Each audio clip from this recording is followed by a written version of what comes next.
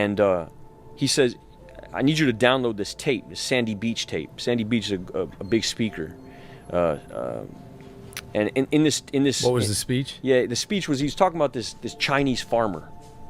And this Chinese farmer and his son, they're picking radishes about the ground, and they don't own the land that they're farming off of, and they're barely subsisting. They're giving 70% to the landowner. They're living off of 30% of these radishes.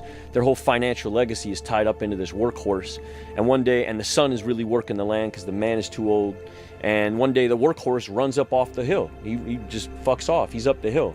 And the son runs into the house and he shakes his dad up and he says, "Dad, you're not gonna believe this is a travesty. We're gonna die out here. I can't get these radishes to grow unless I turn this land over, and I can't move that hoe without the horse, and the horse is gone. This is a nightmare." And the old man, nonplussed, looks at his son. He goes, "I don't know what this is, son. I don't know if it is a nightmare. I can't call it."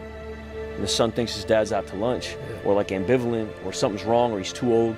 And a couple days later, the kid is chilling on the porch and he sees the horse running down the hill with 50 wild stallions behind it.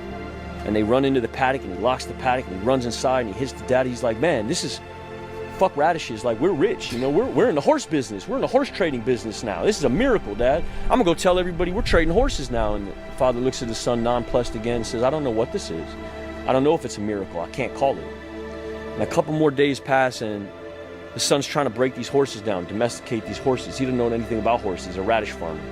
So one of the horses ain't having it. He rears up, kicks him in his leg. It's like 1400s China. There's no Kaiser Permanente. His shit is shattered. They wrap him in some like tobacco leaves and sprinkle some mint on it. Go sit in a chair for a while, and he's wailing, and the townspeople hear about it. And the townspeople run up on the little shack, and "Oh man, what are you gonna do? You know, you can't domesticate these horses. You can't move this hoe. You guys are fully fucked. I don't know what you're gonna do, but this is pretty much the end, right? Like, this is a nightmare." And the old man says, "I don't know what this is." He looks at his son's leg. He goes, "I don't know what this is. I can't really call it." A couple more days pass. He's sitting with his son. He's trying to calm him down. He's in the middle of pain, and they hear this thunderous noise, and they look up on the ridge line, and they see 5,000 samurai on horseback running towards their little hut. And the commanding officer gets off his horse and says, "Give us your son. We're going to fight the Maoist army." And he looks at his son's leg, and he looks back at the samurai army, and he goes, "I would, but he can't get out the chair. You know, he can't get on his, he can't. No, I can't. I would, but I can't. He's crippled." And the man gets back on his horse, and 8,000 men ride off to their death. And I listen to this tape, and I'm driving back from the beach back to where I'm living, and I get out of my car, and her bags are packed. She's on her way out. And old me would have written a haiku poem in blood and ripped my shirt off Hulk Hogan style and ran down the street and jumped over the fence, and that guy, climbed the hair up the thing. Boombox in the air. Yeah, boombox in the air guy. That's what I came up on.